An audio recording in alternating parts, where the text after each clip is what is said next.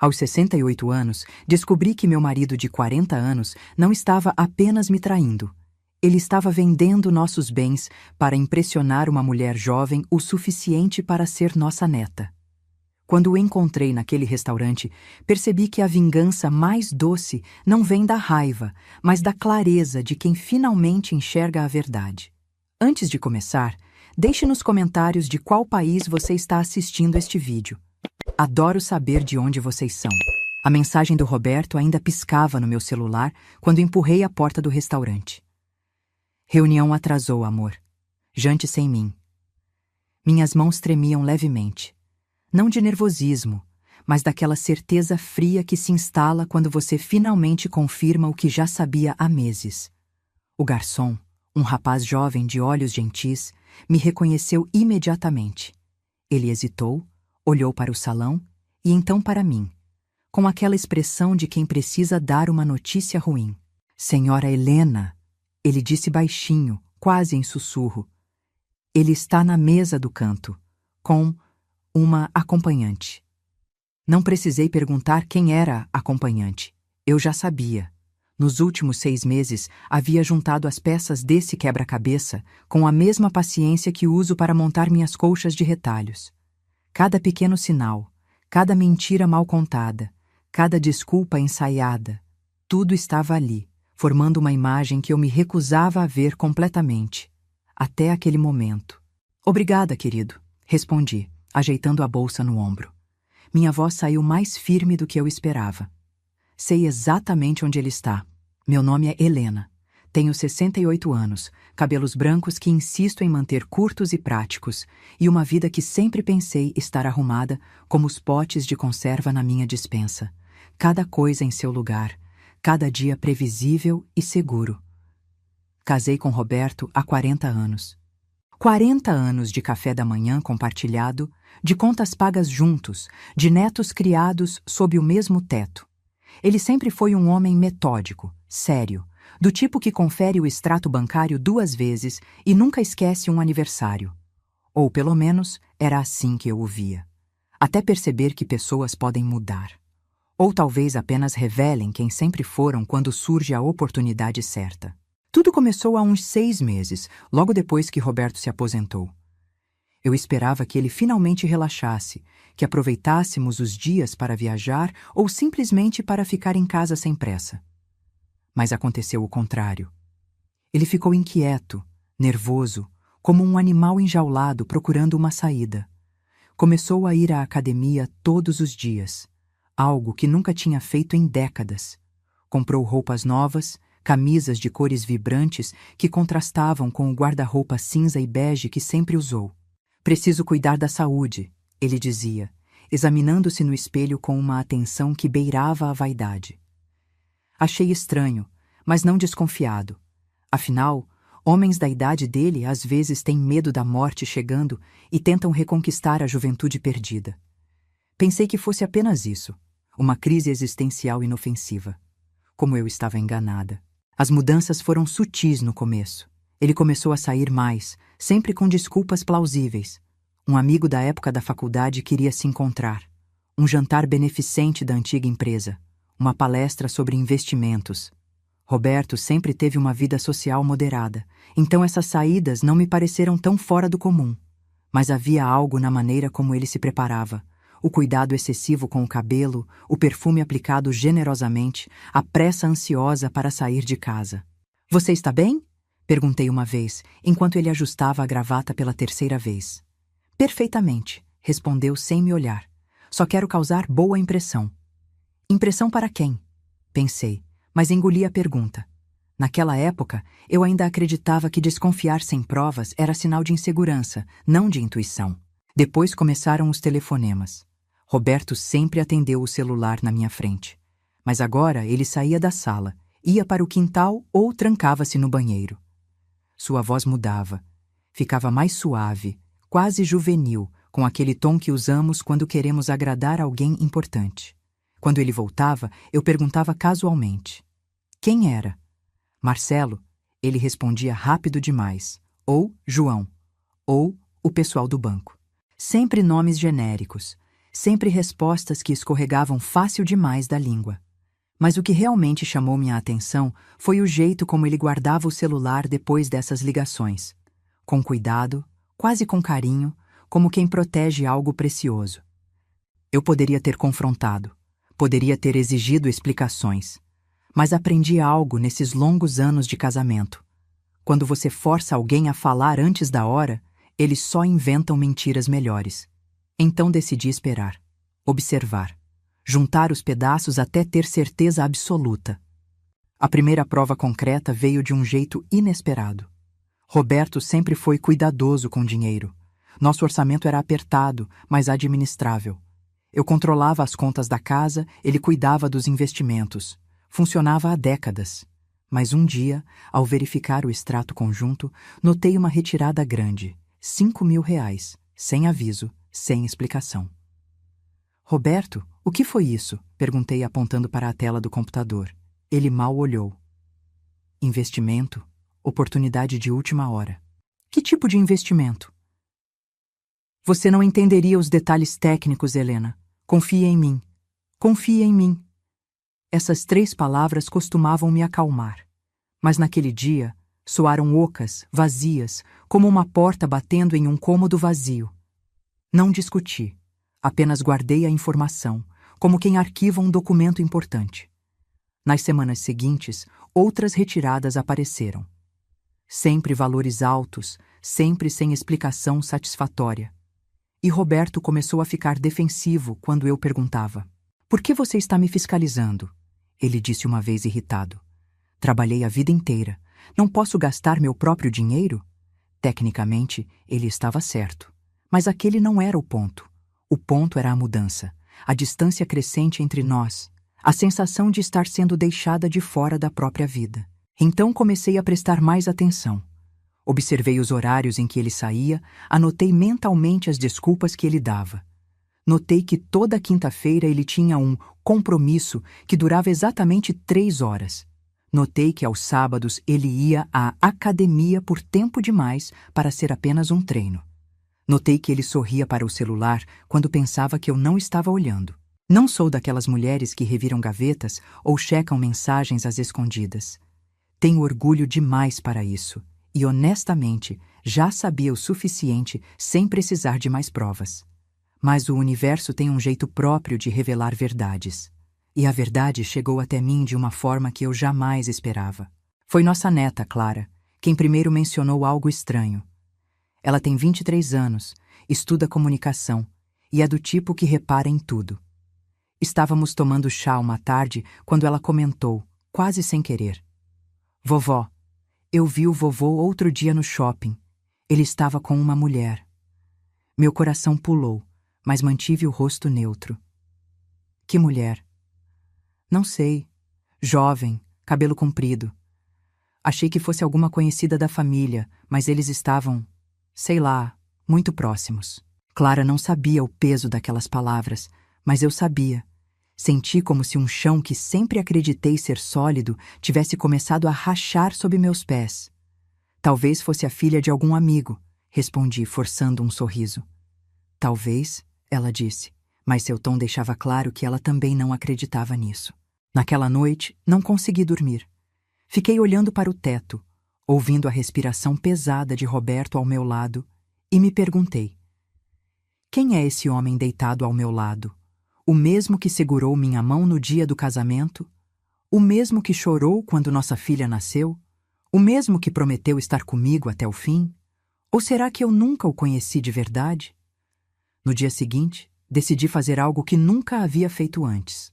Segui Roberto. Seguir seu próprio marido é uma das coisas mais humilhantes que uma mulher pode fazer. Eu me senti patética, escondida atrás do volante do meu carro velho, esperando que ele saísse de casa. Mas a necessidade de saber era maior que o meu orgulho. Eu precisava ver com meus próprios olhos. Precisava confirmar que não estava enlouquecendo, que minha intuição não estava me traindo. Roberto saiu de casa exatamente às 3 da tarde, como sempre fazia às quintas-feiras. Vestia uma camisa azul clara que eu nunca tinha visto antes e uma calça social que ele reservava para ocasiões especiais. Entrou no carro com aquela pressa contida de quem está ansioso, mas tenta não demonstrar. Mantive distância enquanto o seguia pelas ruas da cidade. Meu coração batia tão forte que eu mal conseguia respirar direito. Parte de mim ainda esperava que ele fosse realmente para a da academia, ou para encontrar um amigo, ou para qualquer lugar inocente que provasse que eu estava errada. Mas ele não foi para a academia. Ele dirigiu até um bairro que eu não conhecia bem, uma área mais nova da cidade com prédios modernos e cafés da moda. Estacionou em frente a um edifício elegante, daqueles com portaria e jardim na entrada. E ficou esperando. Estacionei longe o suficiente para não ser vista, mas perto o suficiente para observar. 5 minutos depois, uma mulher saiu do prédio. Jovem, muito jovem. Não podia ter mais de 30 anos. Cabelo comprido e escuro, roupas justas, salto alto. Ela sorriu ao ver Roberto, um sorriso amplo e familiar. E ele sorriu de volta, com uma expressão que não via em seu rosto há anos. Uma expressão de pura felicidade. Eles se beijaram. Não foi um beijo discreto de cumprimento. Foi um beijo longo, demorado, do tipo que deixa claro que há intimidade ali. E quando se separaram, ele segurou a mão dela como se fosse a coisa mais natural do mundo. Fiquei paralisada dentro do carro. Minhas mãos apertavam o volante com tanta força que meus dedos ficaram brancos. Senti uma onda de náusea subir pela garganta. 40 anos. 40 anos de casamento, de fidelidade, de acordar ao lado dele todos os dias. E ali estava ele, segurando a mão de uma menina que poderia ser nossa filha. Eles entraram juntos em um café. Eu poderia ter ido embora naquele momento. Poderia ter voltado para casa e fingido que não tinha visto nada, que aquilo era apenas uma ilusão, um mal-entendido. Mas não fiz isso. Em vez disso, saí do carro e segui até o café. A vitrine de vidro permitia que eu visse tudo claramente. Eles estavam sentados em uma mesa no canto, próximos um do outro. Roberto falava animadamente, gesticulando de um jeito que eu raramente via em casa. E ela ria, tocava o braço dele, inclinava-se para perto como se cada palavra que ele dissesse fosse a coisa mais fascinante do mundo. Fiquei ali parada por quase 20 minutos, apenas observando, estudando, tentando entender quando meu marido havia se tornado um estranho.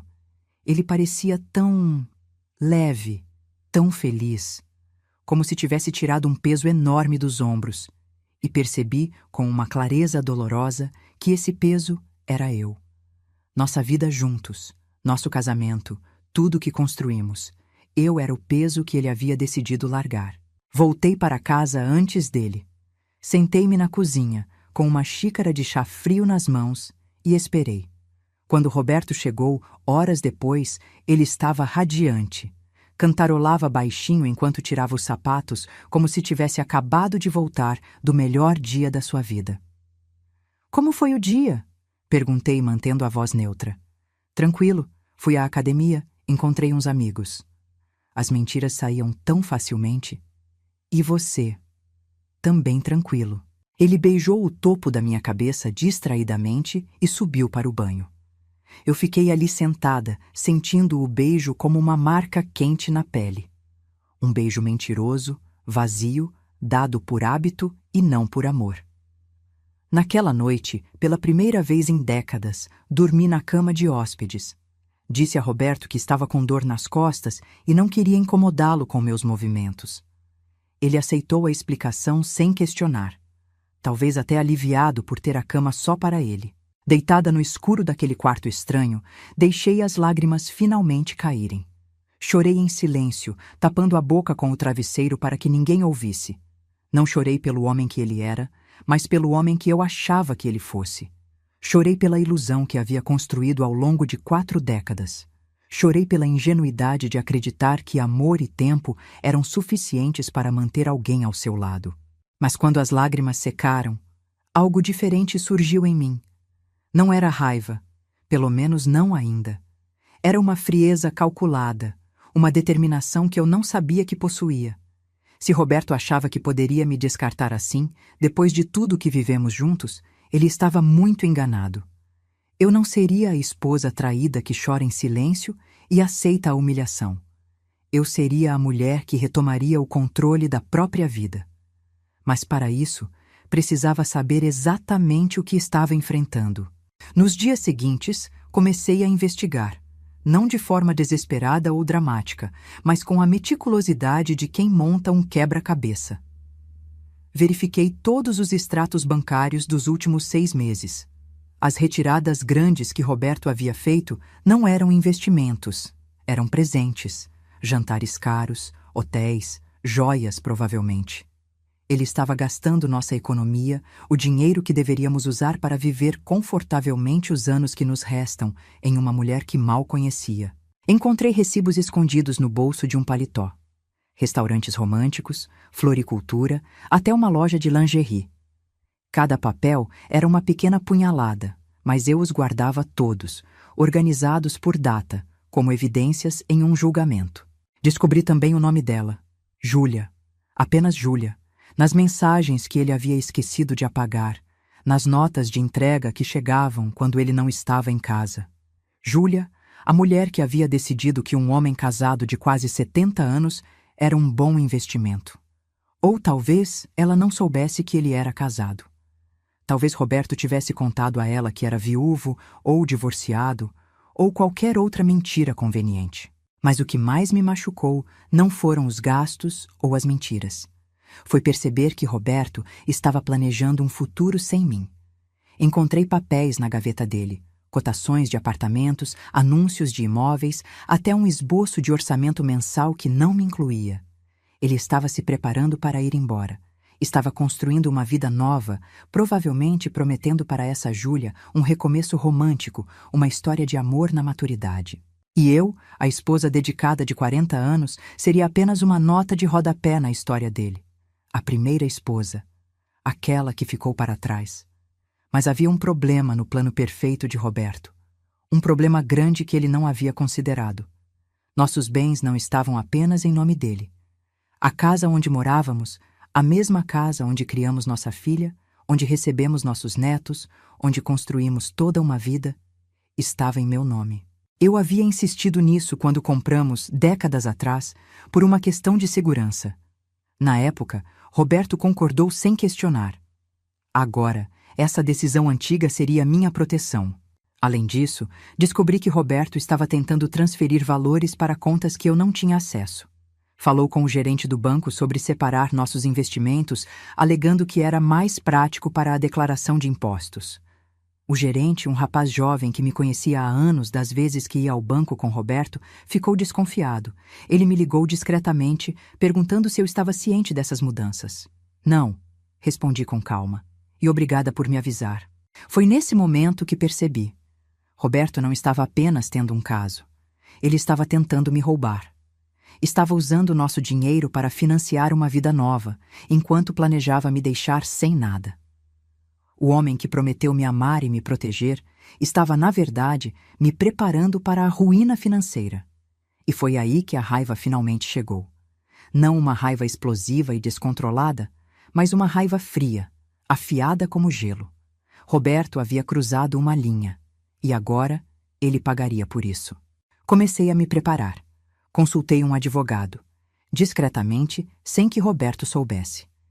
Expliquei a situação. 40 anos de casamento, traição comprovada, tentativa de desvio de patrimônio. O advogado, uma mulher de meia-idade com olhos experientes, ouviu tudo com atenção. "A senhora tem provas?" ela perguntou. Abri minha bolsa e coloquei sobre a mesa todos os recibos, extratos, mensagens impressas, fotos que havia tirado dele com Júlia. Era uma pilha considerável. Ela folheou os documentos em silêncio e então ergueu os olhos para mim com algo parecido com admiração. "A senhora fez um excelente trabalho. Com isso, podemos garantir que seus direitos sejam totalmente protegidos." "Não quero apenas proteção", respondi, e minha voz saiu mais dura do que eu esperava. "Quero justiça. Justiça." Essa palavra ecoou na minha cabeça durante dias. O que significava justiça nessa situação? Gritar com Roberto? Expô-lo publicamente? Processá-lo por tudo que ele tinha? Parte de mim queria tudo isso e mais. Queria que ele sentisse a mesma dor, a mesma humilhação que eu estava sentindo. Mas outra parte de mim, a parte mais velha e mais sábia, sabia que vingança precipitada raramente traz satisfação. O que eu realmente queria não era destruir Roberto, era me libertar dele. E para me libertar, precisava entender completamente a extensão da traição. Então, continuei investigando, mas dessa vez com um objetivo específico. Precisava saber o que Roberto havia prometido para Júlia. Precisava entender os sonhos que ele estava vendendo para ela, usando meu dinheiro e minhas décadas de dedicação como moeda de troca. A oportunidade veio quando Roberto anunciou que precisaria viajar por 3 dias para resolver assuntos bancários em outra cidade. Mais uma mentira transparente. Mas dessa vez, não questionei. Apenas acenei com a cabeça e disse que tudo bem, que eu ficaria bem sozinha. Assim que ele saiu de casa, fui direto ao escritório dele. Um pequeno cômodo que ele sempre mantinha trancado, alegando que precisava de privacidade para trabalhar. Nunca me incomodei com isso antes. Agora, a porta trancada parecia uma confissão de culpa. Não foi difícil encontrar a chave. Roberto sempre foi previsível, guardava coisas importantes nos mesmos lugares óbvios. A chave estava na gaveta da cômoda dele, embaixo de um monte de meias velhas. Quando abri a porta do escritório, o cheiro dele me atingiu. Aquele perfume caro que ele começou a usar recentemente, misturado com o cheiro de papel e couro. O cômodo estava surpreendentemente organizado. Mesa limpa, alguns livros nas prateleiras, um computador desktop que ele usava para gerenciar nossos investimentos. Liguei o computador. Sem senha. Outro descuido de Roberto, que sempre se achou esperto demais para ser pego. A primeira coisa que vi ao abrir o navegador foi um site de imobiliárias ainda aberto. Vários anúncios salvos. Apartamentos de 2 quartos em bairros modernos, todos muito além do que poderíamos pagar com nossa renda de aposentados. Mas claro, Roberto não planejava usar apenas nossa renda. Ele planejava usar nosso patrimônio inteiro. Continuei procurando. E-mails trocados com Júlia enchiam sua caixa de entrada. Li alguns e cada palavra era como veneno. Roberto escrevia para ela de uma forma que nunca escreveu para mim, nem nos primeiros anos de namoro. Meu amor, minha razão de viver. Você me faz sentir jovem novamente. Frases açucaradas que me fizeram revirar os olhos e o estômago ao mesmo tempo. Mas o que realmente me chamou a atenção foram os e-mails sobre dinheiro. Roberto havia prometido a Júlia uma vida confortável. Falou sobre comprar um apartamento para eles, sobre viajar pelo mundo, sobre garantir que ela nunca precisasse se preocupar com nada. E em um dos e-mails, ele foi explícito sobre de onde viria esse dinheiro. Estou resolvendo as questões legais. Em alguns meses terei acesso total aos recursos que preciso. Só peço um pouco mais de paciência, meu amor. Logo estaremos juntos, sem obstáculos. Obstáculos. Eu era um obstáculo. 40 anos de casamento resumidos a uma palavra fria e impessoal. Continuei lendo e descobri coisas ainda piores. Roberto estava prometendo a Júlia que se divorciaria de mim de forma amigável, que eu entenderia que nosso casamento havia acabado há muito tempo. Ele pintava uma imagem de mim como uma mulher conformada, que aceitaria tudo passivamente e seguiria em frente sem problemas. Como ele se enganava, mas havia mais. Roberto também estava mentindo para Júlia sobre nossa situação financeira. Disse a ela que a maioria dos bens estava em nome dele, que o divórcio seria simples porque não havia muito a dividir mesmo. Ele estava preparando o terreno para me deixar sem nada, enquanto convencia Júlia de que tudo era legítimo e justo. Sentei-me na cadeira do escritório, rodeada pela evidência da traição de Roberto, e pela primeira vez em semanas, sorri.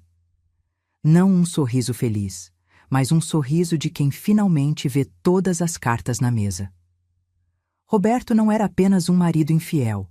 Ele era um manipulador, mentindo para mim e para a amante, tecendo uma rede de ilusões que ele achava que conseguiria sustentar para sempre.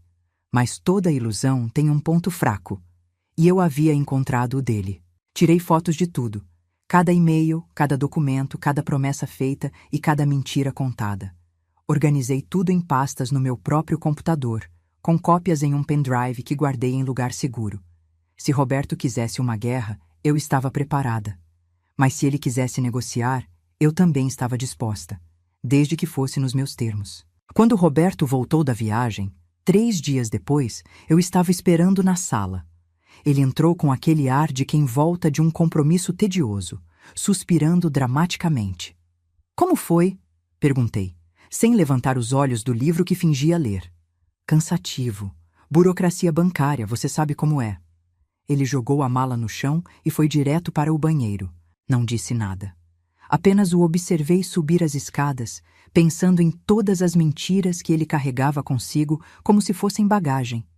E me perguntei quanto tempo mais ele achava que conseguiria manter essa farsa. A resposta veio mais rápido do que eu esperava. 2 dias depois, Roberto chegou em casa com um envelope grosso nas mãos. Ele parecia nervoso, inquieto, olhando para os lados como se esperasse que algo ruim acontecesse a qualquer momento. Colocou o envelope sobre a mesa da cozinha e ficou me encarando. Precisamos conversar, ele disse. Sobre o quê? Mantive minha voz calma, quase desinteressada, enquanto continuava a descascar batatas para o jantar. Sobre nós, sobre nosso casamento. Ah, finalmente! Depois de meses de mentiras e fugidas, Roberto havia decidido ter a conversa. Larguei a faca e me virei para encará-lo. Estou ouvindo. Ele suspirou como se fosse a pessoa mais sobrecarregada do mundo. Helena, eu não acho que somos felizes juntos. Não há muito tempo. Não somos? Repeti, cruzando os braços. Ou você não é? Ele piscou, claramente não esperando que eu jogasse a pergunta de volta. Nós mudamos. Ficamos velhos. A vida ficou monótona. Eu sinto que preciso de algo diferente. Algo diferente. Deixei as palavras pairarem no ar entre nós. Ou alguém diferente. O silêncio que se seguiu foi ensurdecedor. Roberto abriu e fechou a boca várias vezes, procurando palavras que não vieram. E então, finalmente, algo nele cedeu. Seus ombros caíram, sua expressão endureceu. Sim, ele admitiu. Conhecia alguém. Era incrível como aquelas 3 palavras podiam ser simultaneamente esperadas e devastadoras.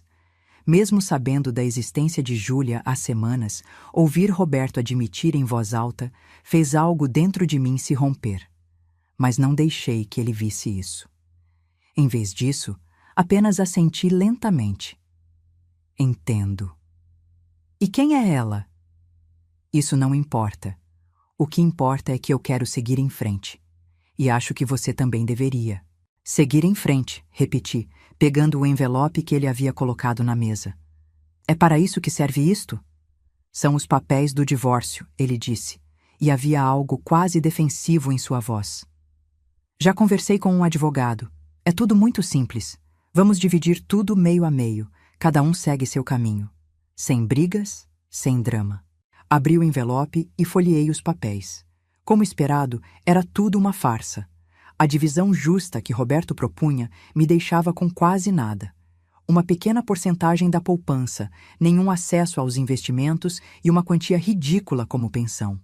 Enquanto isso, ele ficaria com a maior parte, livre para usar como quisesse em sua vida nova com Júlia. Muito simples mesmo, comentei, recolocando os papéis no envelope. Você fica com quase tudo e eu fico com as migalhas. Não é assim, Helena. Estou sendo justo. Justo?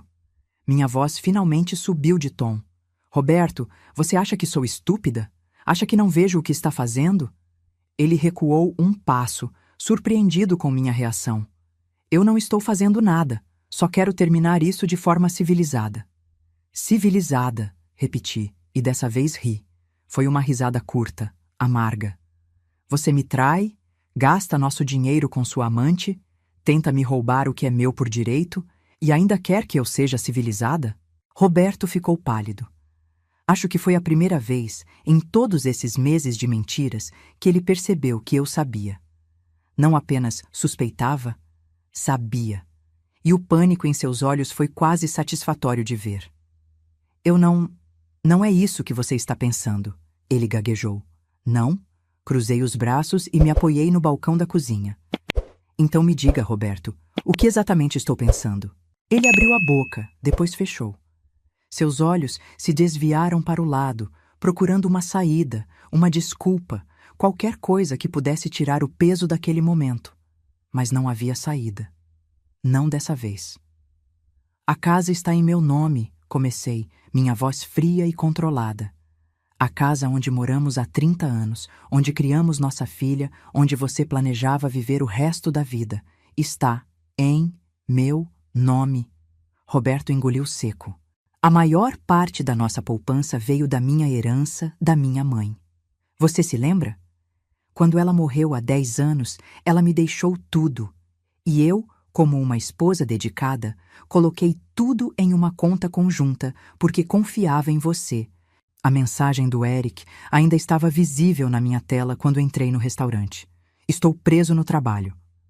Eu nem tinha apagado as notificações quando o garçom olhou para mim e disse, naquele mesmo tom suave que se usa para anunciar que algo está em falta: ele está na mesa 5 com a noiva dele. Helena, não me interrompa. Minha voz saiu como um chicote e ele recuou mais um passo. Eu sei sobre Júlia.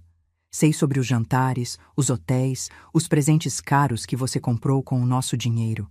Sei sobre o apartamento que você prometeu a ela. Sei sobre cada mentira que você contou para mim e para ela. O rosto de Roberto passou de pálido para cinza. Ele se apoiou na mesa, como se precisasse do suporte físico para não cair.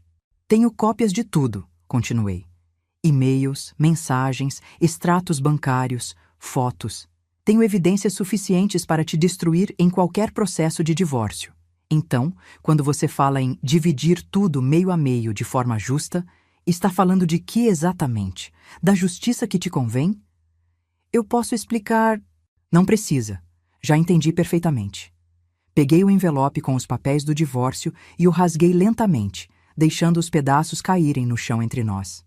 Esses papéis não valem nada. Se você quer um divórcio, Roberto, você vai ter. Mas será nos meus termos, não nos seus. Ele finalmente encontrou sua voz, e com ela veio a raiva. Você não pode fazer isso. Trabalhei a vida inteira por esse dinheiro, construí esse patrimônio. Trabalhamos, corrigi. Trabalhamos juntos. Enquanto você estava no escritório construindo sua carreira, quem você acha que estava cuidando da casa? Criando nossa filha, economizando cada centavo para termos um futuro confortável? Eu estava construindo nossa vida, Roberto, e você simplesmente decidiu que essa vida não te serve mais. Eu tenho o direito de ser feliz. E eu não? As palavras saíram como um grito, surpreendendo até a mim mesma. Eu não tenho o direito de ser feliz? De ter um casamento honesto? De não ser descartada como um móvel velho que você decide trocar? O silêncio que se seguiu foi pesado, sufocante. Roberto me olhava como se estivesse vendo uma estranha. Alguém que ele não reconhecia. E talvez ele estivesse certo. Talvez a Helena que ele conhecia, a esposa passiva, compreensiva, que sempre cedia, realmente tivesse desaparecido. Em seu lugar estava eu, uma mulher cansada de ser tratada como invisível. Saia, eu disse, minha voz agora baixa, mas firme. Pegue suas coisas e saia da minha casa. Minha casa também. Não. Bati a mão na mesa, fazendo ele se assustar. É minha casa, está em meu nome, e estou te pedindo educadamente para sair antes que eu chame a polícia. Roberto me olhou por um longo momento e vi tanta coisa passar por seus olhos. Raiva, medo, indignação e talvez, bem no fundo, um lampejo de culpa. Mas ele não pediu desculpas, não suplicou para ficar, não fez nada do que um marido arrependido faria. Em vez disso, ele subiu as escadas e ouviu o barulho de gavetas sendo abertas e fechadas, de objetos sendo jogados em malas. 15 minutos depois, ele desceu com 2 malas grandes. Parou na porta da cozinha, como se quisesse dizer algo. Não, eu disse, antes que ele pudesse abrir a boca. Não há nada que você possa dizer agora que faça diferença. Ele acenou com a cabeça, uma vez, e então saiu. Ouvi o carro dele ligar. o som do motor se afastando pela rua, e então, silêncio. Fiquei parada ali na cozinha por um tempo que não sei medir. 5 minutos? 1 hora? O tempo parecia ter perdido o significado. A casa estava tão silenciosa que eu podia ouvir o tic-tac do relógio da parede, meu próprio coração batendo, o zumbido leve da geladeira. Então, lentamente, minhas pernas cederam e eu deslizei até o chão, apoiando as costas no armário. E chorei. Chorei por tudo que havia perdido, por todos os anos desperdiçados, pela ilusão que eu havia mantido por tanto tempo. Chorei pela mulher que eu era e pela mulher que estava me tornando. Mas no meio das lágrimas também senti algo estranho. Alívio. Como se um peso enorme tivesse sido tirado dos meus ombros. Não precisava mais fingir que estava tudo bem. Não precisava mais aceitar as mentiras de Roberto com um sorriso forçado. Pela primeira vez em meses, talvez em anos, eu estava sendo honesta comigo mesma, e isso, de alguma forma estranha, dava poder. Quando as lágrimas finalmente pararam, limpei o rosto e me levantei. Olhei ao redor da cozinha, em minha casa, e percebi que ela nunca havia se parecido tão minha quanto naquele momento. Sem Roberto ali, sem suas expectativas e suas mentiras enchendo cada cômodo, a casa parecia respirar de forma diferente. Preparei uma xícara de chá e sentei-me à mesa, no mesmo lugar onde havia rasgado os papéis do divórcio. Os pedaços ainda estavam no chão, um lembrete físico de que eu havia tomado controle da situação. Peguei meu celular e liguei para minha advogada. Doutora Márcia, é Helena. Ele sabe. E saiu de casa. Perfeito, ela respondeu, e eu podia ouvir o sorriso em sua voz. Isso vai facilitar muito as coisas. Vou preparar os papéis adequados. Você pode vir ao escritório amanhã? Posso. Ótimo. E Helena, você está bem? Parei para pensar na pergunta. Estava bem? Não, não estava.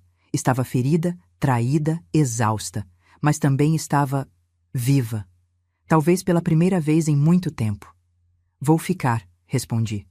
Naquela noite dormi na cama principal pela primeira vez desde que havia descoberto sobre Júlia. A cama parecia enorme e vazia sem Roberto, mas não de uma forma ruim. Era mais como ter espaço para respirar. Espaço para ser apenas eu. Nos dias seguintes comecei a reconstruir. Não a vida que eu tinha antes. Essa estava irremediavelmente quebrada, mas uma vida nova. Mudei as fechaduras da casa.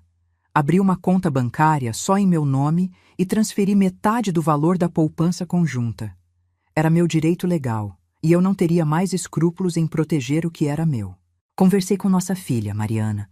Foi uma das conversas mais difíceis da minha vida. Ela chorou, revoltou-se, não conseguia acreditar que o pai dela seria capaz de fazer algo assim. Mas também me apoiou, incondicionalmente. Disse que eu havia sido forte, que estava orgulhosa de mim por não aceitar ser tratada daquela forma. Você sempre foi forte, mãe, ela disse, segurando minha mão. Só precisava se lembrar disso. Roberto tentou entrar em contato várias vezes. Mensagens no celular, ligações que eu não atendia, até uma carta entregue pelo correio. Em todas elas, ele alternava entre raiva e súplica. Ora me acusava de ser vingativa e cruel, ora implorava para conversarmos e resolvermos tudo como adultos. Mas eu não respondi, não havia mais nada a dizer. Toda a comunicação seria feita através dos advogados. Era mais limpo assim, menos doloroso, menos arriscado de eu ceder a alguma manipulação emocional. Então, cerca de 2 semanas depois de Roberto sair de casa, recebi uma informação inesperada. Foi Mariana quem me contou, com uma expressão entre choque e satisfação. Mãe, você não vai acreditar. O pai está morando com aquela mulher. E sabe o que descobri? Ela não sabia que ele era casado. Ele disse a ela que era viúvo. Fiquei em silêncio por um momento, processando. Roberto não havia apenas me traído. Ele havia construído uma narrativa inteira em que eu não existia. Em que nossa vida juntos não existia. Eu havia sido apagada da história dele, substituída por uma versão conveniente onde ele era um homem livre, disponível, sem passado que o complicasse. Como você descobriu? Perguntei. Clara encontrou o perfil dela nas redes sociais. Ela posta tudo, inclusive fotos com o pai, com legendas românticas sobre amor na maturidade e segunda chance na vida. É revoltante. Era revoltante, mas também era perfeito, porque significava que Júlia também era uma vítima das mentiras de Roberto. E vítimas, geralmente, não ficam felizes quando descobrem a verdade. Mariana, eu disse, uma ideia começando a se formar na minha cabeça. Você acha que consegue descobrir onde eles estão morando? Ela me olhou com curiosidade e um pouco de preocupação. Consigo, mas... Por quê? Sorri. Um sorriso pequeno, mas determinado. Porque está na hora de a Júlia conhecer a verdade completa. Júlia Mendes. 32 anos, gerente de marketing em uma empresa de tecnologia, divorciada há 3 anos, sem filhos. Mariana e Clara conseguiram descobrir praticamente tudo sobre ela em apenas alguns dias. A internet torna as pessoas surpreendentemente transparentes quando querem compartilhar suas vidas. O perfil de Júlia estava repleto de fotos artísticas, citações motivacionais sobre recomeços e, recentemente, imagens discretas mas reveladoras com Roberto. Nenhuma mostrava o rosto dele claramente. Ela parecia ter algum senso de privacidade, pelo menos, mas eram, obviamente, fotos de casal. Mãos entrelaçadas, jantares à luz de velas, um pôr do sol observado juntos.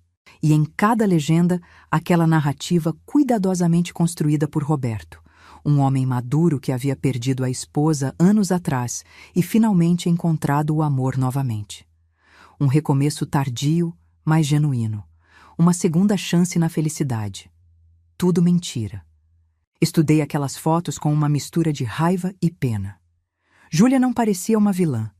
Parecia uma mulher normal, talvez um pouco solitária, que havia se apaixonado pela história que Roberto vendeu a ela. Ela não sabia que estava construindo sua felicidade sobre os escombros do meu casamento. Não sabia que o homem que segurava sua mão ainda era legalmente casado, ainda compartilhava bens comigo, ainda era, aos olhos da lei e da moral, meu marido. Encontrei o endereço, disse Clara, entrando na sala com o laptop nas mãos. É um apartamento alugado no bairro Novo, bem moderno, bem caro. Aposto que é ele quem está pagando. Com o nosso dinheiro, acrescentou Mariana, amarga. Peguei o papel com o endereço e o dobrei cuidadosamente. Obrigada, meninas. Vocês me ajudaram muito. O que você vai fazer, mãe? Clara me olhava com preocupação. Não vai fazer nada. Impulsivo, né? Sorri e acariciei o rosto dela. Impulsiva? Eu? Com 68 anos de idade? Não, querida. Vou fazer exatamente o que precisa ser feito. Com calma, com dignidade e, principalmente, com a verdade. No dia seguinte, vesti minha melhor roupa. Um conjunto simples, mas elegante, que me fazia sentir confiante sem parecer que estava tentando impressionar ninguém. Prendi o cabelo, passei um batom discreto e olhei para meu reflexo no espelho. A mulher que me encarava de volta era diferente daquela de meses atrás. Havia algo mais firme em seus olhos, algo que não estava lá antes. Força, talvez. Ou simplesmente a recusa de continuar sendo invisível. O apartamento ficava em um prédio moderno de vidro, com portaria eletrônica e decoração minimalista. Bem diferente da nossa casa antiga, cheia de móveis de madeira e fotos de família. Isso era exatamente o que Roberto queria. Uma vida limpa, sem passado, sem memórias que o lembrassem de quem ele realmente era. Apertei o interfone. Uma voz feminina atendeu, clara e jovem. Sim? Júlia Mendes? Sim, sou eu. Quem é? Meu nome é Helena. Helena Santos. Eu gostaria de conversar com você. É sobre Roberto. Houve uma pausa longa. Então, com hesitação. Roberto está... Ele não está aqui no momento. Eu sei. Por isso escolhi esse horário. Mantive minha voz calma, não ameaçadora. Por favor, Júlia. É importante. E acho que você vai querer ouvir o que tenho a dizer. Outra pausa. Imaginei ela do outro lado, tentando decidir se deveria abrir a porta ou me ignorar. Finalmente, o zumbido da fechadura eletrônica soou. 10º andar, apartamento 1003. O elevador subiu em silêncio. Meu coração batia forte, mas minhas mãos estavam firmes. Eu havia ensaiado esse momento na minha cabeça centenas de vezes. Sabia exatamente o que queria dizer, como queria dizer. Não viria aqui para gritar ou fazer uma cena. Viria para revelar a verdade. A porta do apartamento já estava entreaberta quando cheguei. Júlia estava parada logo atrás dela e pela primeira vez eu a via de perto. Não apenas em fotos. Era bonita, sim, mas de uma forma mais comum do que eu esperava. Cabelo escuro, rosto oval, olhos grandes que agora me olhavam com uma mistura de curiosidade e apreensão. Entre, ela disse, afastando-se. O apartamento era exatamente como imaginei. Moderno, minimalista, com móveis novos que ainda tinham aquele cheiro de loja. Nada ali tinha história ou alma. Era um espaço de transição, não um lar. Posso oferecer um café? Água? Júlia perguntou nervosa. Não, obrigada. Sentei-me no sofá que ela indicou. Não vou tomar muito do seu tempo. Ela sentou-se em uma poltrona à minha frente, as mãos entrelaçadas no colo. Você disse que queria falar sobre Roberto. Você é uma parente dele? Sou sua esposa. As palavras caíram entre nós como pedras em água parada. Júlia ficou completamente imóvel, o rosto perdendo toda a cor.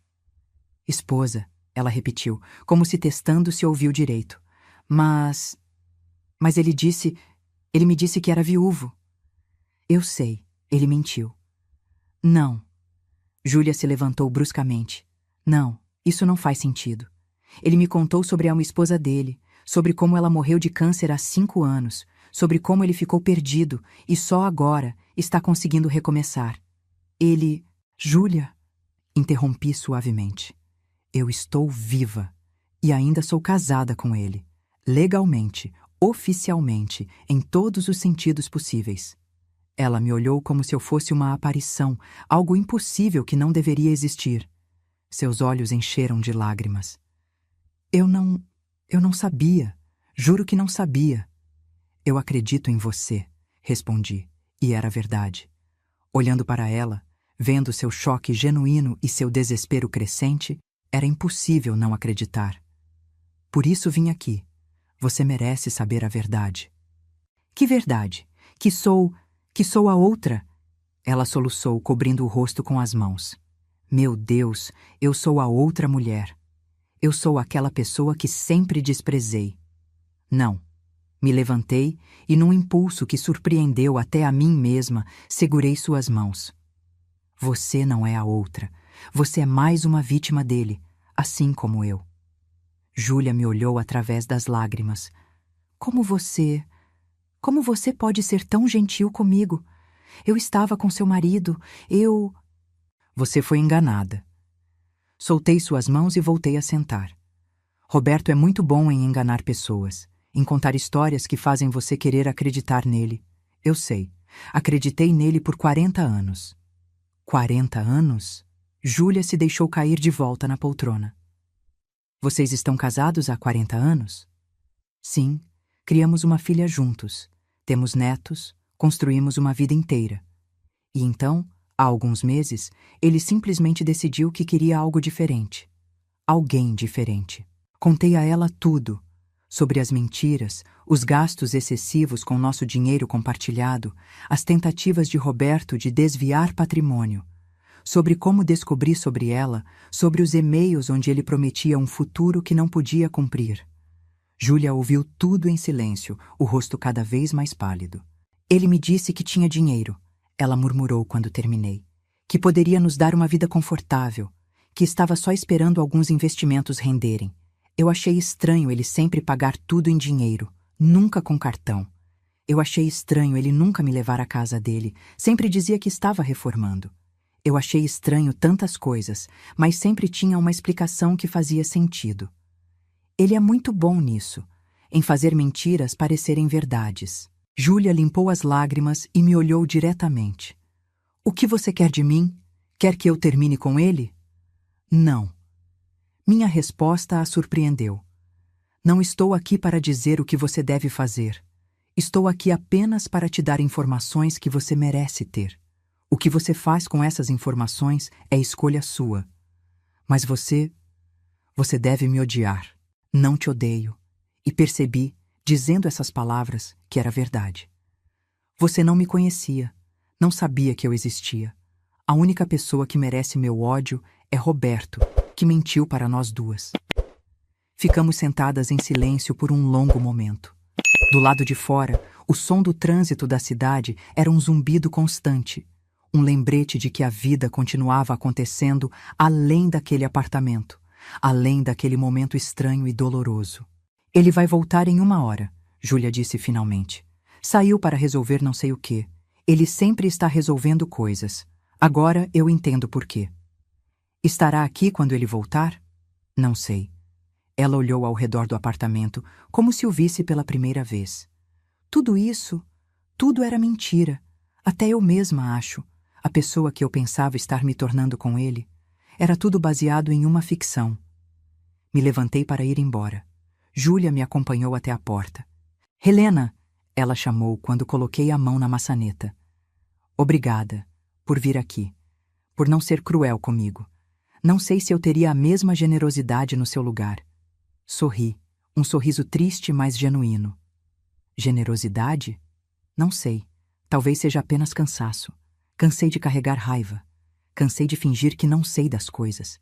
Cansei de ser a esposa invisível que aceita tudo calada. Você não é invisível, disse Júlia. Pelo menos não mais.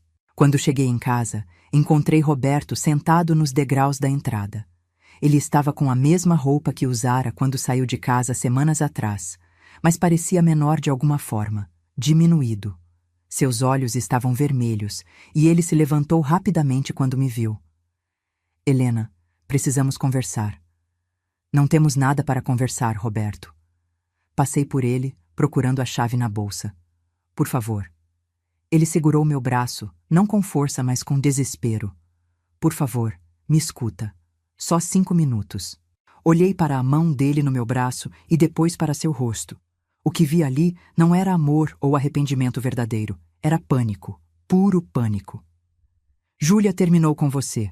Não foi uma pergunta. Ele soltou meu braço como se tivesse queimado. Você foi até ela. Você destruiu tudo. Eu não destruí nada. Apenas contei a verdade. Foi você quem construiu tudo sobre mentiras. Ela não entendeu. Eu posso explicar para ela. Posso fazer ela entender que... Que o quê, Roberto? Virei-me completamente para encará-lo. Que você realmente é viúvo? Que eu sou um fantasma? Que os 40 anos que passamos juntos nunca existiram? Não é assim. Você está distorcendo tudo. Estou? Dei um passo em sua direção e ele recuou instintivamente. Então me explica, Roberto. Me explica como não é assim. Me explica como é mentir para sua esposa e sua amante ao mesmo tempo. Me explica como é gastar o dinheiro da nossa aposentadoria em presentes caros para uma mulher que mal conhece. Me explica. Ele ficou em silêncio, a boca abrindo e fechando como um peixe fora d'água. É exatamente o que pensei. Abri a porta. Vá embora, Roberto. Meus advogados entrarão em contato com os seus. Espera. Ele colocou o pé na porta, impedindo que eu a fechasse. A casa. Você não pode me tirar da casa. Eu tenho direitos. A casa está em meu nome, mas foi comprada com dinheiro nosso, dinheiro que eu ganhei. Foi comprada com dinheiro da herança da minha mãe. Corrigi friamente. Você se lembra da minha mãe, não é, Roberto? A mulher que adorava você, que te tratava como um filho? Ela deve estar se revirando no túmulo. Ele empalideceu. Você não pode fazer isso. Posso e vou. E mais uma coisa. Congelei nosso empréstimo conjunto, aquele que você usou para impressionar Júlia, mostrando que é um homem estável e confiável. Sem minha autorização, você não pode fazer mais nenhuma movimentação, e não vou autorizar. Isso é cruel. Cruel? Quase ri. Você quer falar de crueldade? O homem que mentiu para mim durante meses, que gastou nosso dinheiro, que planejava me deixar sem nada, quer falar sobre crueldade? Eu nunca planejei te deixar sem nada. Você está exagerando. Peguei minha bolsa e retirei uma pasta. Dentro dela, cópias de todos os e-mails que ele havia trocado com Júlia, todos os planos que ele havia feito, todas as promessas que havia quebrado. Isso aqui diz o contrário. Joguei a pasta aos pés dele. Leia com atenção, são cópias, os originais estão com minha advogada. Roberto pegou a pasta com mãos trêmulas e começou a folhear. Vi o momento exato em que ele compreendeu a extensão do que eu sabia, do que eu havia descoberto. Seu rosto desmoronou. Quando você... Meses atrás, enquanto você achava que estava sendo tão esperto, tão cuidadoso, eu estava observando, documentando, preparando. Ele me olhou com algo próximo ao ódio. Você me armou uma cilada. Não, eu apenas me protegi. Algo que deveria ter feito há muito mais tempo. Você sempre foi assim, ele disse, a voz saindo amarga e acusatória. Fria, calculista, sempre com tudo planejado, sempre no controle. Você nunca me deixou ser livre. A acusação era tão absurda, tão descabida, que por um momento fiquei sem palavras. Então, comecei a rir. Não uma risada alegre, mas uma risada de total descrença. Livre? Eu nunca te deixei ser livre? Roberto, você teve 40 anos de liberdade. Liberdade para fazer suas escolhas, para construir sua carreira, para viver sua vida. E eu? O que eu tive? Passei 40 anos me adaptando às suas necessidades, aos seus horários, às suas vontades. 40 anos sendo a esposa perfeita, a mãe dedicada, a companheira compreensiva. E agora você me acusa de não te deixar ser livre? Não é isso. É exatamente isso.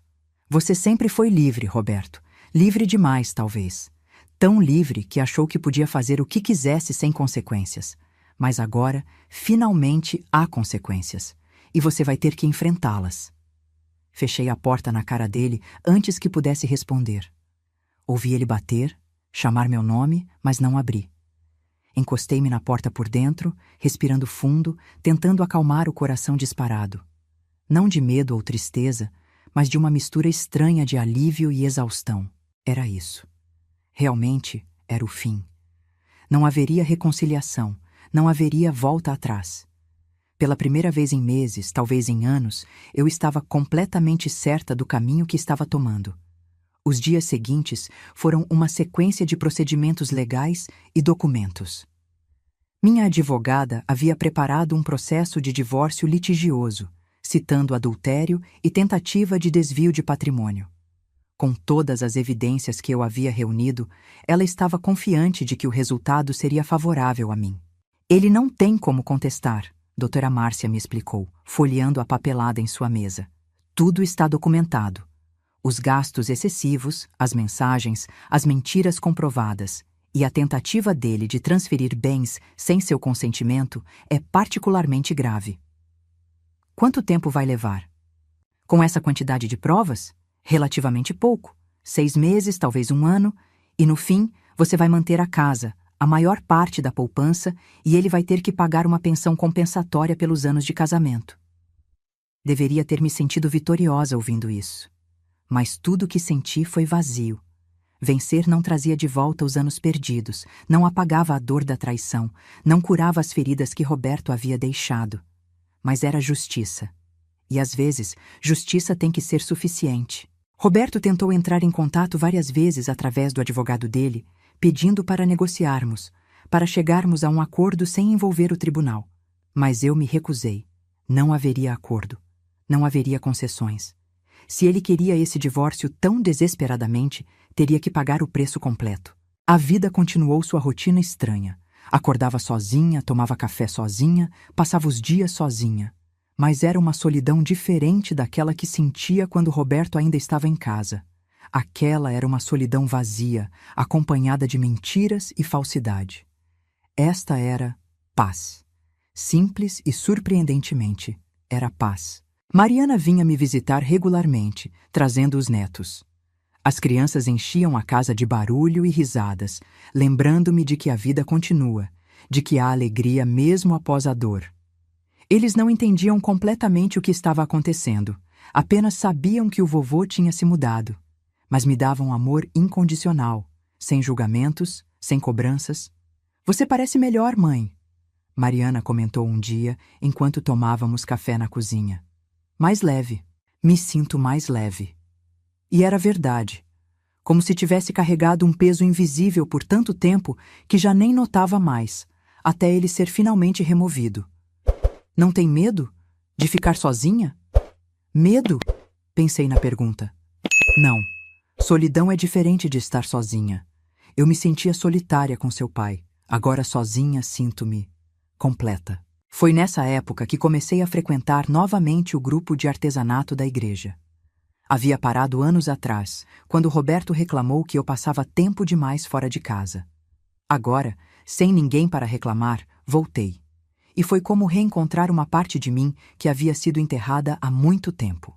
As mulheres me receberam de volta com abraços calorosos e compreensão silenciosa. A maioria já sabia do que estava acontecendo. Em uma cidade pequena, notícias viajam rápido, mas ninguém fez perguntas invasivas. Apenas me deram espaço para estar ali, para criar, para ser parte de uma comunidade novamente.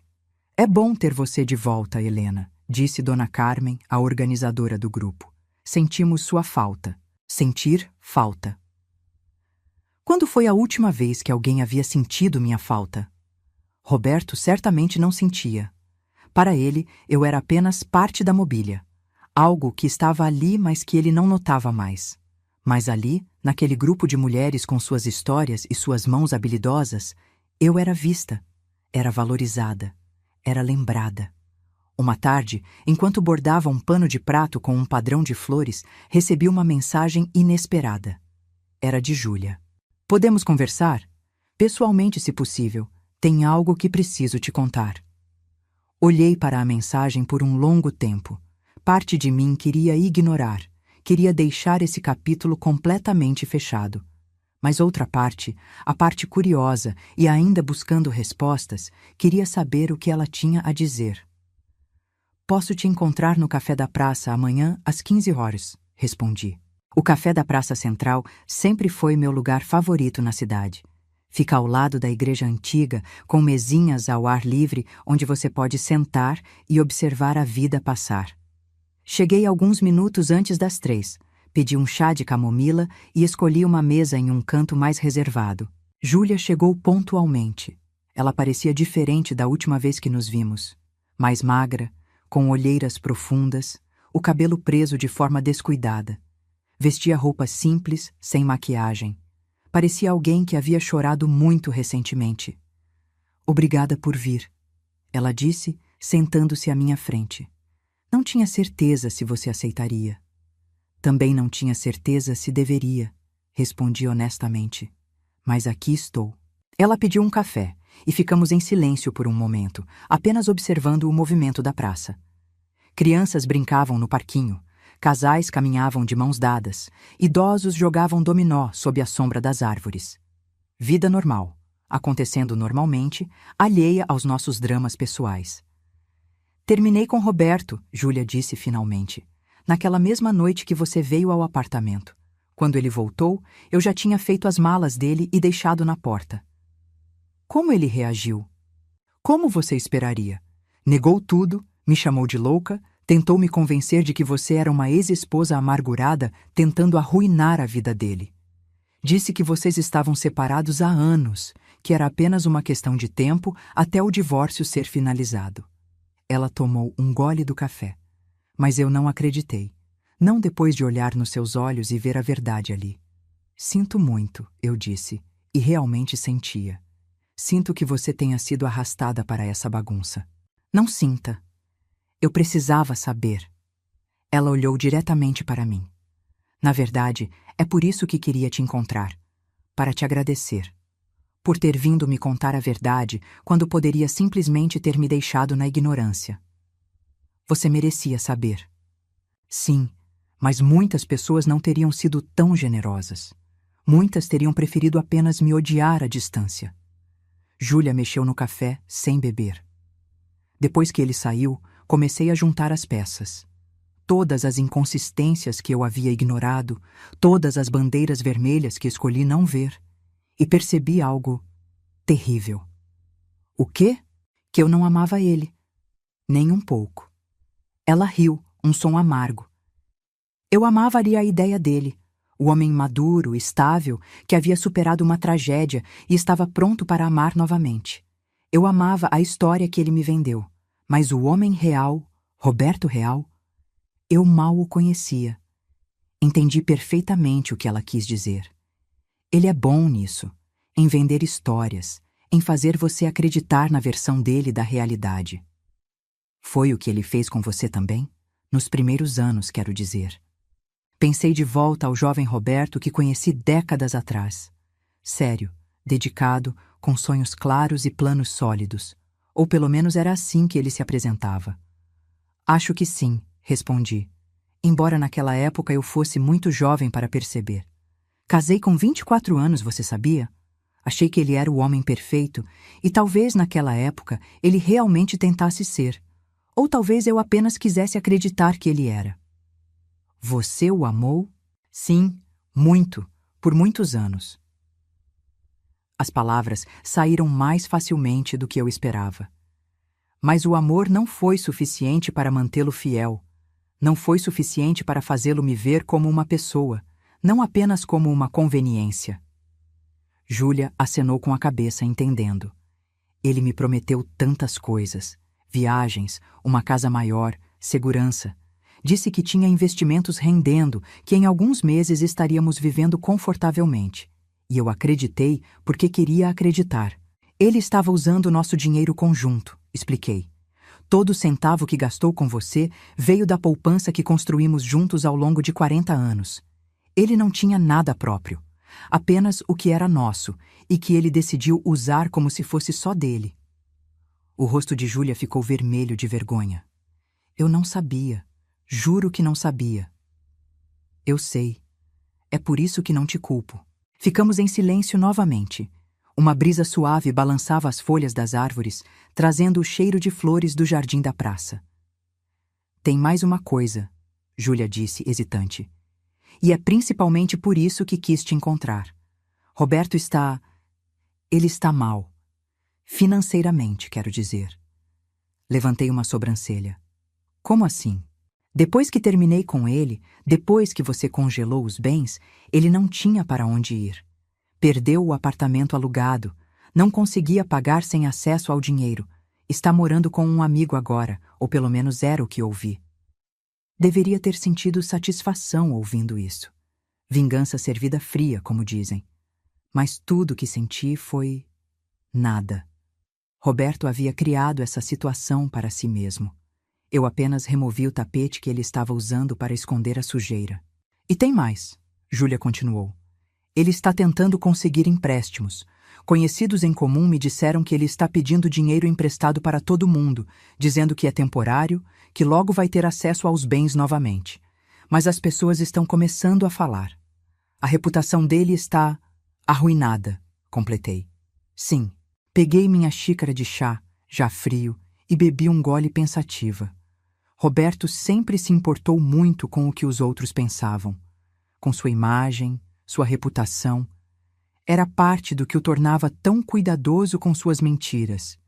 Ele queria que todos o vissem como um homem respeitável, confiável, bem-sucedido. Agora, essa imagem estava destruída, e ele não tinha ninguém para culpar além de si mesmo. Por que está me contando isso? Perguntei a Júlia. Porque achei que você deveria saber e porque... Ela hesitou. Porque achei que você pudesse sentir pena dele e mudar de ideia sobre o divórcio. E você está tentando me convencer a não fazer isso? Estou tentando te dizer que ele não merece sua pena. Júlia me olhou com intensidade. Eu cometi o erro de acreditar nele, de pensar que ele era uma vítima das circunstâncias. Mas conversando com você, vendo as evidências, entendendo o que ele fez, ele não é vítima. Ele é um manipulador. E manipuladores não mudam. Ela tinha razão, claro. Roberto não mudaria. Homens como ele raramente mudam. Eles apenas procuram novas pessoas para manipular, novas histórias para contar. Não vou mudar de ideia, assegurei a ela.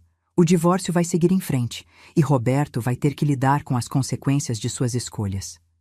Júlia relaxou visivelmente. Que bom, Porque você merece coisa melhor, merece paz. Você também. Ela sorriu, pela primeira vez desde que sentou. Sabe, é estranho. Quando terminei com ele, me senti arrasada. Pensei que havia perdido o amor da minha vida, minha chance de ser feliz. Mas agora, algumas semanas depois, só sinto alívio. Como se tivesse escapado de algo potencialmente destrutivo. Foi exatamente o que fez. Conversamos por mais 1 hora. Duas mulheres que haviam sido enganadas pelo mesmo homem, encontrando um tipo estranho de amizade na experiência compartilhada. Não éramos amigas, não exatamente, mas havia um entendimento entre nós. Uma solidariedade de sobreviventes. Quando nos despedimos, Júlia me abraçou. Obrigada, Helena, por tudo. Por ser honesta comigo, por não me odiar, por me mostrar que eu merecia coisa melhor. Nós duas merecemos, respondi. Voltei para casa enquanto o sol começava a se pôr, pintando o céu de tons de laranja e rosa. As ruas familiares da minha cidade pareciam diferentes de alguma forma, mais claras, mais vibrantes, ou talvez eu que estivesse vendo com olhos diferentes. Quando cheguei em casa, havia um envelope na caixa de correio. Reconheci o papel timbrado do escritório de advocacia. Dentro, uma notificação oficial. A primeira audiência do divórcio havia sido marcada. Em 6 semanas, Roberto e eu estaríamos frente a frente em um tribunal, oficializando o fim de 40 anos de casamento. Deveria ter me sentido triste, deveria ter chorado, ou pelo menos sentido um aperto no peito. Mas tudo o que senti foi uma calma resignação. Era o próximo passo necessário. Mais um procedimento na jornada de me libertar de uma vida que não me servia mais. Coloquei o envelope na gaveta ao lado dos outros documentos legais e fui preparar o jantar. Apenas para mim, como havia se tornado meu novo normal. E pela primeira vez em muito tempo, esse apenas para mim não parecia triste ou solitário. Parecia libertador. As 6 semanas até a audiência passaram mais rápido do que esperava. Preenchi meus dias com atividades que havia negligenciado por anos. Voltei a pintar, retomei aulas de yoga, passei mais tempo com os netos. Cada dia era uma redescoberta de quem eu era, além de esposa de Roberto. E quem eu descobri ser era surpreendentemente completa. Não precisava de um homem para me definir, para dar propósito aos meus dias. Eu tinha meus próprios interesses, minhas próprias paixões, minha própria vida que havia sido enterrada sob décadas de me moldar às necessidades de outra pessoa. Mariana notou a mudança. Você está brilhando, mãe. Ela comentou um dia, observando-me pintar no ateliê improvisado que havia criado no antigo escritório de Roberto. Não te via assim há anos. Me sinto diferente, admiti, limpando um pincel. Mais leve, como se finalmente pudesse respirar completamente. Não sente falta dele, nem um pouquinho? Sinto falta da ideia dele, do que pensei que tínhamos. Mas Roberto real, o homem que mentiu e traiu e tentou me roubar? Esse eu não sinto falta nem um pouco. Na noite anterior à audiência, não consegui dormir. Não por nervosismo, mas por antecipação. Como seria vê-lo novamente? O que ele diria? Como reagiria ao processo que minha advogada havia montado meticulosamente, com cada evidência de sua traição cuidadosamente documentada? De manhã, vesti meu melhor conjunto. Um vestido azul marinho, simples, mas elegante, sapatos confortáveis, o colar de pérolas que minha mãe me deu anos atrás. Olhei para meu reflexo no espelho e vi uma mulher forte, uma sobrevivente, alguém que havia passado pelo fogo e saído mais forte do outro lado. O tribunal era um prédio cinza e imponente no centro da cidade. Doutora Márcia me esperava na entrada, com sua pasta cheia de documentos e uma expressão confiante. Está pronta? Ela perguntou. Mais do que nunca. A sala de audiência era menor do que eu imaginava, mas tinha aquele ar formal e intimidador que todos os tribunais têm. Roberto já estava lá, sentado ao lado de seu advogado, um homem mais jovem que parecia desconfortável com todo o caso. Foi a primeira vez que vi Roberto em semanas. Ele estava irreconhecível. Havia perdido peso, o rosto estava pálido e marcado, Os olhos tinham aquela aparência de quem não dorme direito há muito tempo. As roupas, embora limpas, estavam amarrotadas. Ele parecia exatamente o que era: um homem que havia perdido tudo. Nossos olhos se encontraram por um breve momento. Vi tanta coisa passar pelo olhar dele: raiva, arrependimento, desespero, mas não vi amor. Talvez nunca tivesse visto, e eu simplesmente escolhi interpretar outra coisa. Desviei o olhar primeiro. Ele não merecia mais nem minha atenção. A juíza era uma mulher de meia idade, com olhos afiados e uma expressão que não tolerava bobagens. Ela folheou os documentos por alguns minutos em silêncio e então começou. Este é um caso de divórcio litigioso movido por Helena Santos contra Roberto Santos, citando adultério e tentativa de desvio de patrimônio. Ela olhou para Roberto por cima dos óculos. Senhor Santos, você contestou as acusações? O advogado de Roberto se levantou. Vossa Excelência, meu cliente admite que houve indiscrições, mas nega veementemente qualquer tentativa de desvio de patrimônio. As movimentações financeiras citadas pela parte contrária eram... Eram o quê? A juíza interrompeu. Vejo aqui evidências de grandes retiradas sem consentimento da esposa, transferências para contas pessoais, gastos excessivos com terceiros. Como seu cliente explica isso? Roberto se levantou, parecendo desesperado. Vossa Excelência, se me permite, eu cometi erros, grandes erros, mas nunca tive intenção de prejudicar minha esposa financeiramente. O dinheiro que gastei, eu planejava repor. Eu tinha investimentos que... Investimentos que não existem, doutora Márcia cortou, levantando-se. Como está comprovado aqui? Ela entregou mais documentos à juíza. Não há registro de nenhum investimento em nome do Sr. Santos, apenas retiradas e gastos. A juíza examinou os papéis com atenção. Sr. Santos, você tem alguma prova desses supostos investimentos? Roberto abriu e fechou a boca várias vezes. Foram investimentos informais, com conhecidos. Não há documentação oficial. Investimentos informais. A juíza não parecia impressionada. E quanto ao relacionamento extraconjugal, você nega que estava em um relacionamento com... Ela consultou os papéis. Júlia Mendes, enquanto ainda casado? Eu não nego o relacionamento, Roberto admitiu, e sua voz saiu baixa. Mas meu casamento com Helena já estava acabado há muito tempo. Nós estávamos apenas mantendo as aparências. Aquilo foi como um tapa. Aparências? 40 anos reduzidos a aparências? Isso não é verdade, eu disse, me levantando. A juíza acenou para que eu continuasse. Nosso casamento tinha problemas, como todo casamento longo.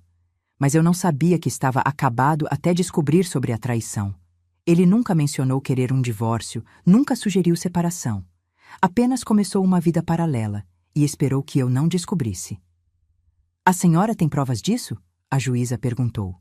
Doutora Márcia apresentou os e-mails que Roberto havia trocado com Júlia, onde ele claramente a enganava sobre seu status marital. Apresentou mensagens onde ele planejava um futuro com ela usando dinheiro conjugal. Apresentou declarações de testemunhas que confirmavam que Roberto se apresentava como casado em todos os contextos sociais até muito recentemente. A evidência era esmagadora. E quando a juíza terminou de revisar tudo, ela olhou para Roberto com desaprovação clara. Senhor Santos, baseado nas evidências apresentadas, está claro que houve não apenas adultério, mas também apropriação indevida de bens conjugais. A tentativa de transferir patrimônio sem o consentimento de sua esposa é particularmente grave. Mas eu não cheguei a transferir nada, Roberto protestou. Apenas porque sua esposa impediu a tempo, a juíza respondeu secamente. A intenção está documentada, e intenção é suficiente. O que se seguiu foi técnico, jurídico, cheio de termos que mal compreendi completamente. Mas o resultado foi claro. Eu manteria a casa, 70% da poupança conjugal, e Roberto teria que pagar uma pensão compensatória pelos próximos 5 anos. Ele ficaria com 30% da poupança e seus bens pessoais. Não foi uma vitória esmagadora, mas foi justa. Foi o reconhecimento legal de que eu havia sido injustiçada, de que merecia compensação pela traição e pelo dano. Quando a juíza bateu o martelo, oficializando a decisão, senti algo se romper dentro de mim. Não era dor. Era o último fio que ainda me conectava a Roberto finalmente se partindo. Éramos oficialmente divorciados. 40 anos terminados com uma batida de martelo e algumas assinaturas. Roberto não olhou para mim quando saímos da sala. Ele passou direto, os ombros curvados, derrotado. Seu advogado murmurou algo sobre apelar, mas até mesmo Roberto parecia saber que era inútil. As evidências eram muito sólidas. Fora do tribunal, doutora Márcia me cumprimentou com um sorriso. Parabéns, Helena. Foi uma vitória limpa. Não parece uma vitória, admiti. Apenas um fim. Às vezes é a mesma coisa. Ela apertou minha mão. Agora você pode seguir em frente, recomeçar, viver a vida que merece. Mariana e Clara estavam me esperando na praça, em frente ao tribunal. Quando me viram, correram para me abraçar. Acabou? Mariana perguntou. Acabou. Como você se sente? Parei para pensar na pergunta. Como me sentia? Livre, aliviada, triste pelo que foi perdido, mas esperançosa pelo que viria. Era uma mistura estranha de emoções, mas predominava uma sensação de completude. Me sinto bem, respondi honestamente. Me sinto pronta. Pronta para quê? Clara perguntou. Para tudo. Para o resto da minha vida. 3 meses depois, vendi a casa. Era grande demais para uma pessoa só, e cada cômodo ainda guardava memórias de uma vida que não existia mais. Usei o dinheiro para comprar um apartamento menor em um bairro que sempre amei, mas nunca moramos porque Roberto achava longe demais do centro. O apartamento era luminoso, com janelas grandes que davam para um parque.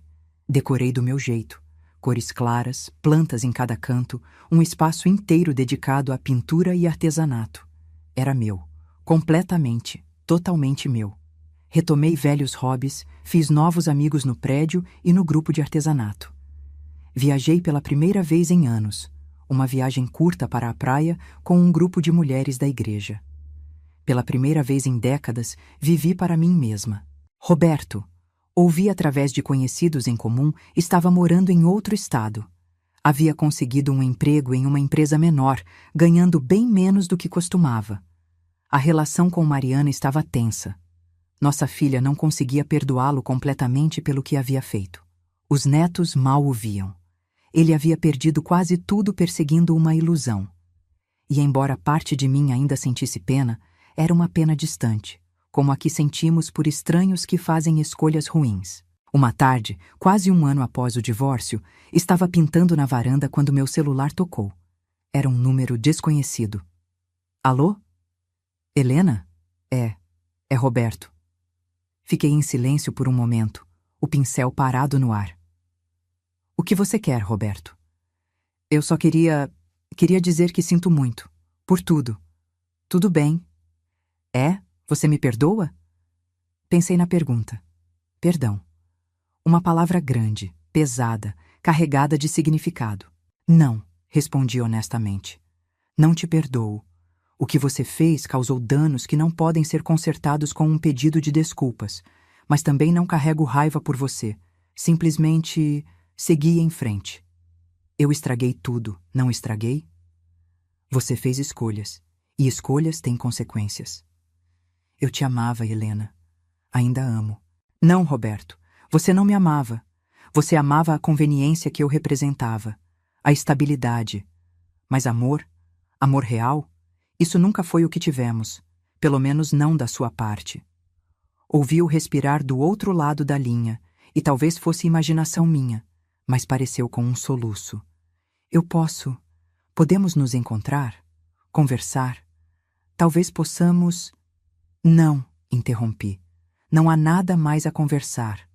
Não há possamos. Você escolheu seu caminho e eu escolhi o meu. E meu caminho não inclui você. Por favor, Helena. Adeus, Roberto. Desliguei antes que ele pudesse responder. E então, com uma calma que me surpreendeu, bloqueei o número dele.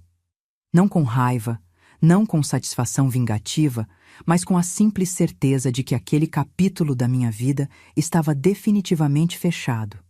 Voltei para minha pintura, um quadro de um jardim ensolarado, cheio de cores vibrantes e vida. Era diferente de tudo que havia pintado antes, mais ousado, mais livre.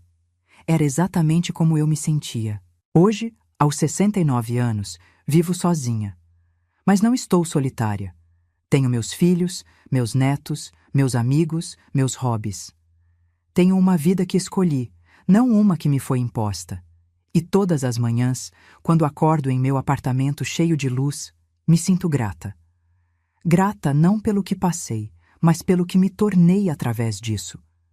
Grata não pela traição, mas pela força que descobri ao enfrentá-la. Grata não por ter sido descartada, mas por ter encontrado valor em mim mesma. As pessoas às vezes me perguntam se me arrependo de ter ficado tanto tempo, de não ter visto os sinais antes, de ter confiado quando não deveria. E minha resposta é sempre a mesma: não. Porque cada experiência, por mais dolorosa que tenha sido, me trouxe até aqui. Até esta versão de mim que é mais forte, mais sábia, mais completa. Roberto fez uma escolha. Escolheu traição, mentiras, ilusões. E perdeu tudo no processo. Sua família, sua reputação, seu futuro confortável. Eu também fiz uma escolha. Escolhi dignidade, verdade e a coragem de recomeçar mesmo quando parecia impossível. E ganhei algo muito mais valioso do que qualquer casamento poderia ter me dado. Ganhei a mim mesma de volta. E no fim, essa é a única vitória que realmente importa. Obrigada por ouvir minha história até o fim. Se você já passou por algo parecido, saiba que você não está sozinha. E se conhece alguém que está passando por uma situação de traição ou manipulação, compartilhe essa história. Às vezes, tudo o que precisamos é saber que outras pessoas sobreviveram e prosperaram. E, se essa história tocou você de alguma forma, por favor, deixe seu like, se inscreva no canal e ative o sininho para não perder os próximos vídeos. E considere se tornar membro do nosso canal. Com seu apoio, posso continuar trazendo histórias reais e inspiradoras como esta. Deixe nos comentários. Você já teve que fazer uma escolha difícil para proteger sua própria felicidade? Como foi esse processo? Adoraria ler suas experiências. Um abraço forte e até o próximo vídeo.